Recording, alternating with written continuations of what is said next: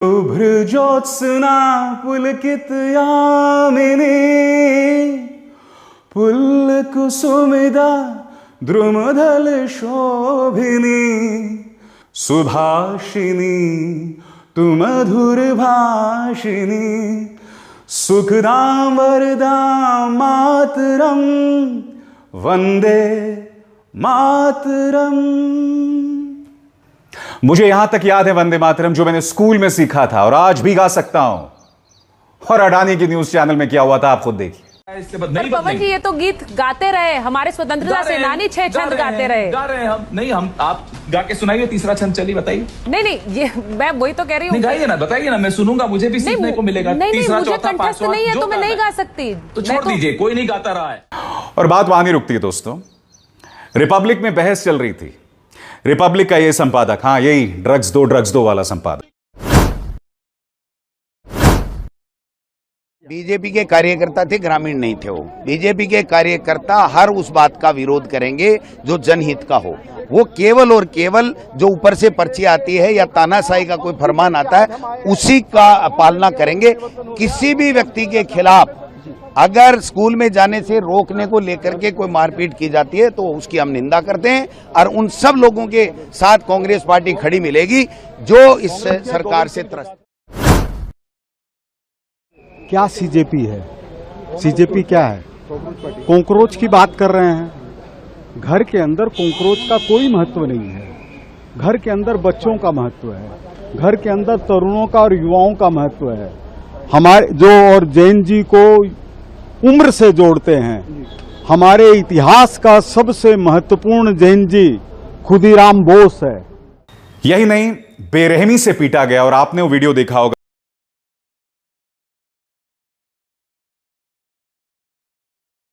ये हट जाएंगे। मेरे व्यक्तिगत डर पता है क्या है दीपक जी, कि ये इलेक्शन हार भी जाएं तब भी ट्रांसफर ऑफ पावर में दिक्कत पैदा करेंगे, डोनाल्ड ट्रंप की तरह। ओके ये मेरी बात अब मान के लिख लीजिए आप। विनोद जी, 50 साल का तजुर्बा है, 10-10, 15-15 प्रधानमंत्रियों को आप जानते हैं, उनको रिपोर्ट कर चुके हैं। आप एक बहुत बड़ी बात कह रहे हैं। आप कह रहे हैं कि अगर नरेंद्र मोदी हारते भी हैं, वो चुनाव हार जाते हैं 2029 में, तो ट्रांसफर ऑफ पावर इतना आसान नहीं होगा। इसका मतलब क्या है सर? थोड़ा सा एक्सप्लेन करिए। जैसे कि डोनाल्ड ट्रंप ने सेनेट के चेयरमैन, जो कि वहां उनका उपराष्ट्रपति होता है, उसको एंडोर्समेंट करने से रोकने की कोशिश की थी। उनका अपना वाइस प्रेसिडेंट था वो, लेकिन उसने अपना दायित्व निभाया, क्योंकि बावजूद इसके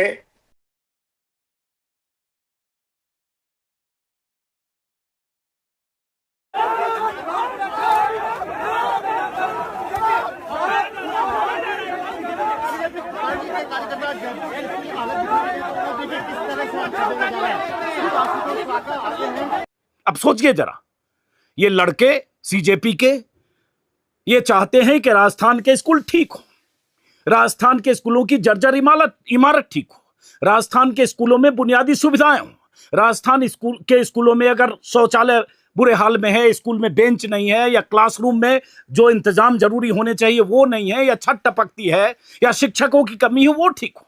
लेकिन हुआ क्या?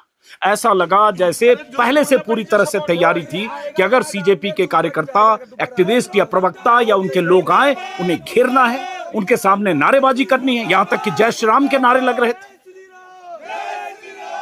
नारेबाजी करनी है, और उसके बाद उन्हें दौड़ा कर पीटना है, उन्हें सबक सिखाना है। और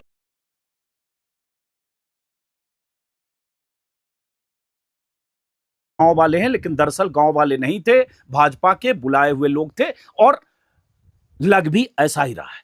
लेकिन मैं कुछ तस्वीरें दिखाना चाहता हूं जिससे आप समझें कि किस तरह से इनके जान पर खतरा था और किस इरादे से ये लोग आए थे। आशुतोष रंका साफ साफ कह रहे हैं कि मदन दिलावर जो राजस्थान के शिक्षा मंत्री हैं, उनके इशारे पर हुआ, बीजेपी के गुंडे थे। उनका मकसद यही है कि किसी भी सूरत में राजस्थान में स्कूल को एक्सपोज करने, स्कूल की बदहाली को एक्सपोज करने की जो हमने मुहिम चलाई है, उससे ये लोग नाराज हैं। लेकिन इस कदर नाराज हैं कि आप घेरेंगे। अरे आप स्कूल को ठीक करिए, स्कूलों में ऐसी नौबत क्यों है, स्कूल की बिल्डिंगें इतनी जर्जर क्यों है, स्कूल में की दुर्दशा क्यों है कि किसी को जाकर उसको एक्सपोज करना पड़े और उस एक्सपोज को रोकने के लिए आप फरमान जारी कर दें कि स्कूल में एंट्री बैन कर दो। अब तस्वीरों से देखकर लग रहा है, एक तस्वीर है जिसमें आशुतोष रांका और उनकी टीम आगे आगे जा रही है, पीछे पीछे धक्का मुक्की खदेड़ने जैसी है। न्यूज़ 24 के हवाले से बल्कि मैं एक वीडियो, पहली बार इन 12.5 बरसों में मुश्किल वक्त से गुजर रही है। बहुत ही मुश्किल फेज़ है, पॉलिटिकल फेज़ है गुजरात लॉबी का, और इसकी चिंता, जाहिर तौर पर इसकी चिंता आरएसएस को है, बीजेपी को है, और इस पर हम आगे बात करेंगे। लेकिन इससे भी एक ज़्यादा चौंकाने वाली बात आज विनोद शर्मा ने मुझसे कही। विनोद शर्मा पिछले 50 बरसों से प्रधानमंत्री कार्यालय और लोकसभा और राज्यसभा यानी संसदीय राजनीति कवर कर रहे हैं। देश के बहुत जाने माने, आप कह सकते हैं, पॉलिटिकल एडिटर हैं। उनका ये कहना है कि सबसे बड़ा टेस्ट मोदी का गुजरात में और उत्तर प्रदेश में होगा, जो 2 विधानसभा चुनाव होंगे। और अगर उत्तर प्रदेश उनके हाथ से निकलता है, गुजरात में उनकी परफॉर्मेंस थोड़ी फीकी पड़ती है, तो फिर मोदी के लिए आगे का वक्त बहुत मुश्किल है, और वो 2029 का चुनाव हार भी सकते हैं। लेकिन यहां पर एक और बड़ी बात, उन्होंने एक से एक कंटेंट का उत्पादन करवाया। जिस कंटेंट का उत्पादन नहीं भी करवाया होगा उसका भी संबंध अमित मालवीय से जोड़ा गया, क्योंकि उसे सामूहिक रूप से आईटी सेल के रूप में, उसके उत्पाद के रूप में व्यक्त किया जाता था। इन उत्पादों को लेकर गोदी मीडिया ने बहुत झूठ फैलाया, विपक्षी नेताओं को टारगेट किया, राहुल गांधी की छवि बिगाड़ी गई, सवाल करने वाले पत्रकारों को ट्रोल किया गया। गोदी मीडिया में अमित मालवीय की तूती बोला करती थी। अगर आपको एक भी लेख ऐसा मिल जाए जो अमित मालवीय के अच्छे कामों को बताते हुए लिखा गया हो तो मुझे भी बताइएगा। अमित मालवीय को याद करने का मतलब है उन अनगिनत नफरती पोस्ट और झूठे वीडियो को याद करना जो ऑल्ट न्यूज से लेकर तमाम फैक्ट चेकर की वेबसाइट पर मौजूद हैं। आप जितना ज्यादा याद करेंगे, आज की पीढ़ी को पता चलेगा कुछ टाइम 91 टाइम अलग अलग गालियां दी है। साथियों, कांग्रेस के एक नेता ने मुझे गंदी नाली का कीड़ा कहा, तो दूसरा मुझे गंगू तेली कहने आ गया।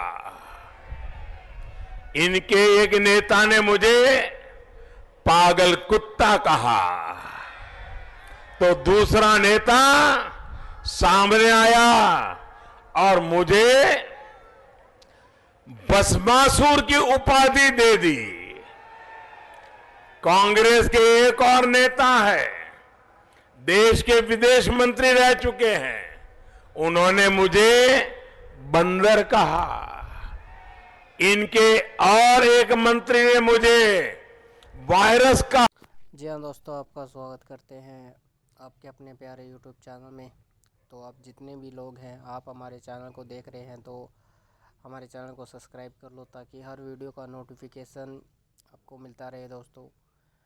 तो आपको पता होगा दोस्तों सीजेपी के बारे में, जो कॉकरोच जनता पार्टी है और उसके जो प्रमुख है, फाउंडर है अभिजीत दीपके, उसने एक मुहिम तय की है दोस्तों। अभिजीत दीपके के बारे में आप जानते हैं दोस्तों, ठीक है, एजुकेशन मिनिस्टर, ठीक है। धर्मेंद्र का जो रिजाइन है, एक अहम भूमिका उसने निभाई थी, और उसने एक मुहिम शुरू की कि हम सरकारी स्कूल में जो इंफ्रास्ट्रक्चर, जो हमारे नेता सरकारी स्कूलों का पैसा डकार जाते हैं, उनको ठीक करने के लिए जो एक मुहिम चलाई थी, वो मुहिम के तहत भी सीजेपी के कार्यकर्ता हर गांव-गांव में जा रहे हैं दोस्तों, और देख रहे हैं दोस्तों कि क्या कुछ हो रहा है दोस्तों। पर वहाँ पर आरएसएस के, बीजेपी के गुंडे थे और उन पर हमला हो जाता है दोस्तों। मैं पूछना चाहता हूँ दोस्तों, क्या गांव वाले हमला करेंगे? कभी नहीं करेंगे दोस्तों।